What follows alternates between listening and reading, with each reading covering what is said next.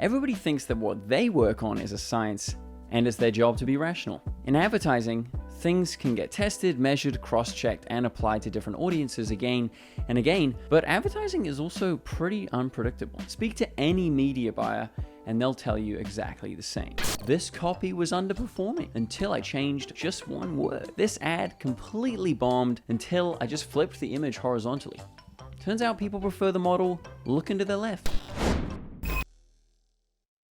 Now, it's true that you should move to objective thinking in some areas of life. Logistics and finance being some, marketing probably not. At least not all of the time. Of course, data represents history. It's never a done deal, just our best hope of predicting what can happen. Marketing, research and development, human resources, they're different because they're not logical.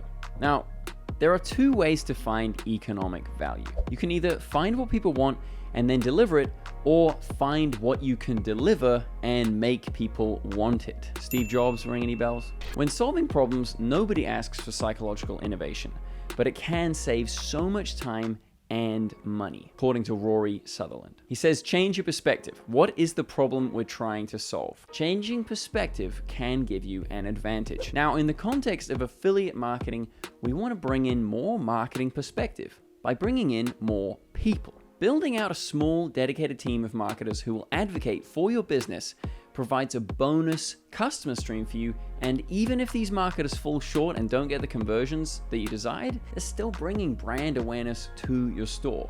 Having additional affiliate marketers involved helps you as a brand understand your own game easier, because they can share their ideas and feedback with you and help you see it from a novel perspective. So how does all of this work? Firstly, I wouldn't get too bogged down in the definitions. If you have TikTok influencers pushing your brand, then you have affiliate marketers. Keep things tight, I'll be referring to the concept or the people as AM from now on.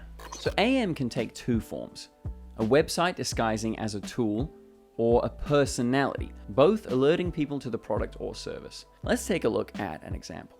So the first example, and I just discovered this last week, putting in best movie streaming sites 2021, and then just having a look at any of these sites. All of these are gonna be affiliate marketing links. So Theodore Porotui here is acting as the affiliate marketer. He's gone, hey, I'm gonna put this list together for you. Boom, there you go, Peacock TV. Down here, pros and cons, and you would just click through to his affiliate link. You can't actually link through to Theodore and see what else he's written. Yeah, it doesn't. It's a shame. He doesn't have a link there. I can't see his other writing. But I do have an example of an affiliate marketer. I just typed in affiliate marketing Auckland. Russellburg was the first result on Google. These are all just bigger businesses and blogs. This is a lot less subverted. This is like quite an explicit version of affiliate marketing where he's just saying Russellburg marketing, I'm gonna promote your product, I'll do SEO, I'll do social media and affiliate services for your business.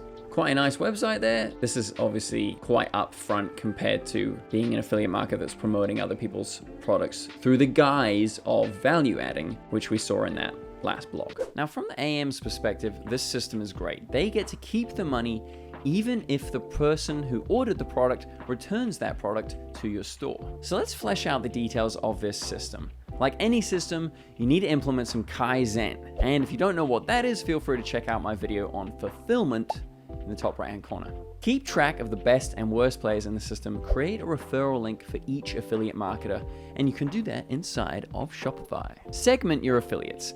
This way you can see who is performing. Be sure to incentivize each and every one of your affiliates. So for new affiliates, you can offer an extra bonus to start creating content, like 10% pay rise or a product. Inactive affiliates, send them a surprise bonus gift to encourage them to start marketing once again. And for high performing affiliates, reward them with a 5 to 10% pay rise or just a bonus. When customers click on any of those links from any of those affiliate marketers, you can see the metrics in Shopify and also in Google Analytics. Of course, in this system, you want to use productivity tools that help you automate tasks. So get in touch with a graphic designer and build out a brand kit. And if you want to have some help there, check out our video on everything you need to know about branding. Have a brand kit, which includes do's and don'ts for your brand. This is going to make sure that your brand is being represented how you want it to be.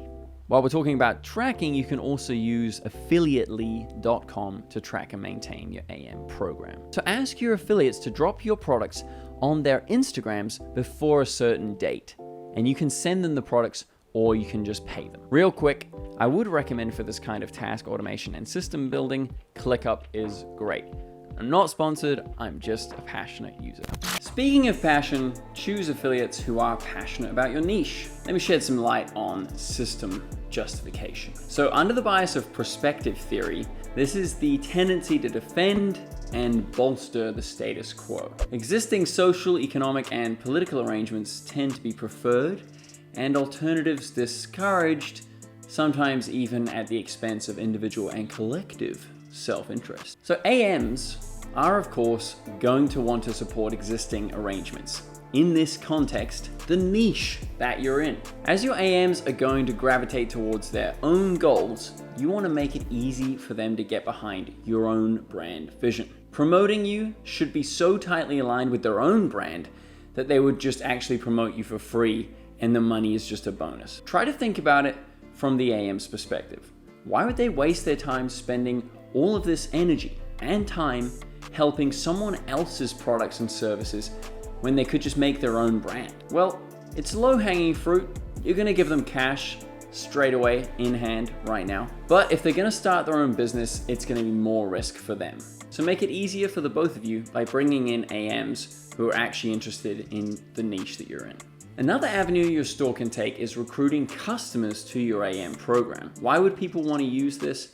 Well, it leads back into the branding aspect. If people are excited by your brand, then they're more likely to get behind it. People really want to connect with the community and the vision that you're building. So you can just say to them, hey, while you're on the store, why not be an AM for us? We'll give you 20% discount, we'll give you a 25% discount if you promote our products. Here's a link.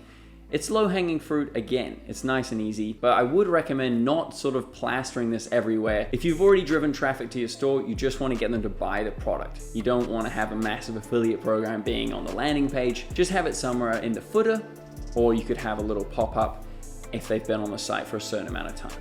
Then, of course, another way to offer affiliate marketing is to offer wholesale on your site. This allows people to buy in bulk from you and sell your products on your behalf. Again, this is going to give you massive brand exposure and cash up front. Let's have a look at a couple of examples. So we've got metoday.com and LilyBee Wrap.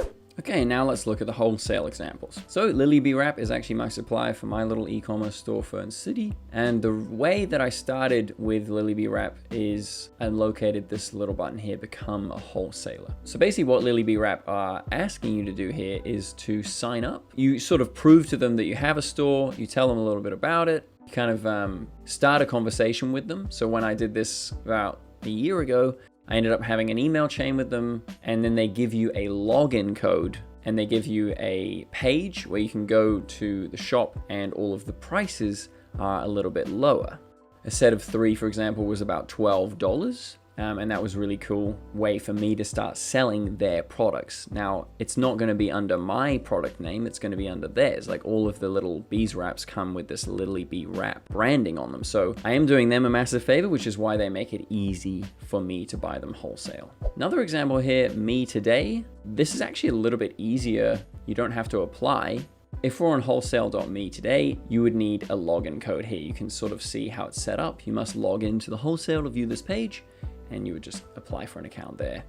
And now you are doing affiliate marketing. So this is kind of the e-commerce side of it. This is a beautiful New Zealand-based e-commerce store, and they are trying to recruit affiliate marketers to sell their products. So I'd like to thank Rory Sutherland for inspiring my introduction. I'd highly recommend checking out his free talks. Anyway, thank you so much for watching. Have a wonderful day. See ya.